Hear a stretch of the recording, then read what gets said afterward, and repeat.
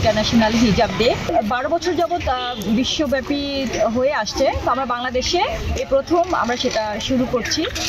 এবং আমাদের এটা করার উদ্দেশ্য হলো ছাত্রীরা বিশেষ করে যেরকম হিজাব নিকাব পরার কারণে যতটা তারা লাঞ্ছিত হচ্ছে, এটা একটু সচেতনতা যে এটা আমাদের অধিকার, এটা আমাদের মডেস্টি, হ্যাঁ। এবং এই পর্দা কারা করবে, এটা পবিত্র কোরআনে সরাসরি উল্লেখ করা আছে, যারা অভিজাত ঘরের মেয়ে, যারা ভদ্র ঘরের মেয়ে এবং যারা মুসলিম, যারা বিলিভিং ওমেন, তারা এই পর্দাটা করবে এবং সেই হিজাবটা ধারণ করবে।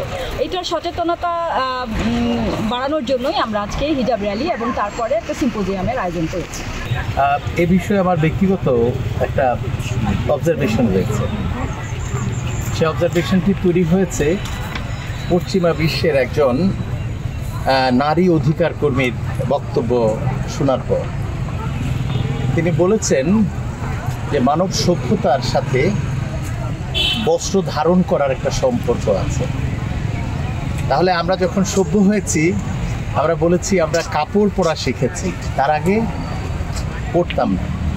তাহলে মানব সভ্যতার সাথে এই বস্ত্রের ব্যবহারের একটা সম্পর্ক রয়েছে। তাহলে কেউ যদি এই বস্ত্রের পরিমাণ নির্ধারণ করার সময় হিজাবটাকে সম্পৃক্ত করে, তাহলে হঠাৎ করে এটা কী করে সভ্যতা পরিপন্থী হয়।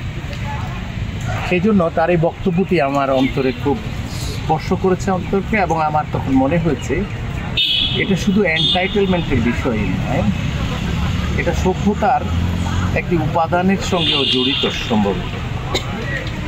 আর আরেকটি বিষয় আমার যেটা ব্যক্তিগতভাবে মনে হয়, সেটা হচ্ছে যারা ইসলাম ধর্মে বিশ্বাসী তারা জানেন নারীর মর্যাদা অসাধারণভাবে স্বীকার করা হয়েছে, এবং এই মর্যাদার সবচেয়ে গুরুত্বপূর্ণ দিকটি হচ্ছে সৌন্দর্য। এই গুরুত্বপূর্ণ বিষয়কে সুরক্ষা করতে হয়। হিজাবের সাথে সৌন্দর্য সুরক্ষার বোধহয় একটা সম্পর্ক রয়েছে। ফলে এটা কুপবন্ধকতা নয়, সভ্যতা পরিপন্থী নয়, এটা বরং এ দুটো সহায়ক, এবং একই সঙ্গে আমি মনে করি এটা ব্যক্তিগতভাবে মানুষের বিশ্বাস চর্চার প্রশ্নে একটি এন্টাইটেলমেন্টের বিষয়, অধিকারের বিষয়।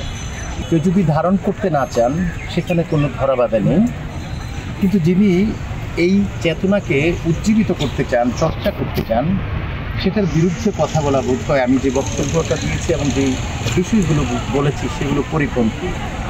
মায়ের দুধ পালন করা কি আমার অধিকার না? আমি তাই মনে করি। ঠিক তেমনিভাবে হিজাব ধারণ করে এটা আমার অধিকার। আমার প্রশ্ন হচ্ছে এটা বলতে হবে কেন? প্রশ্ন কেন বলতে হবে? তো দুনিয়া বা এই পৃথিবীর নিয়ম এমন হয়ে গেছে, আমার অনেক ক্ষেত্রে আমার বা আমাদের অধিকার হরণ করতে করতে এমন পর্যায়ে চলে গেছে, সেটাকে স্মরণ করে দিতে হচ্ছে, দিবস পালন করতে হচ্ছে। তো আমি শুধু এইটুকুই বলবো, যেটা আমার মা বোনদের অধিকার, সেই অধিকার পাওয়া তাদের যেমন অধিকার, আর সেই অধিকার নিশ্চিত করা আমাদেরও দায়িত্ব।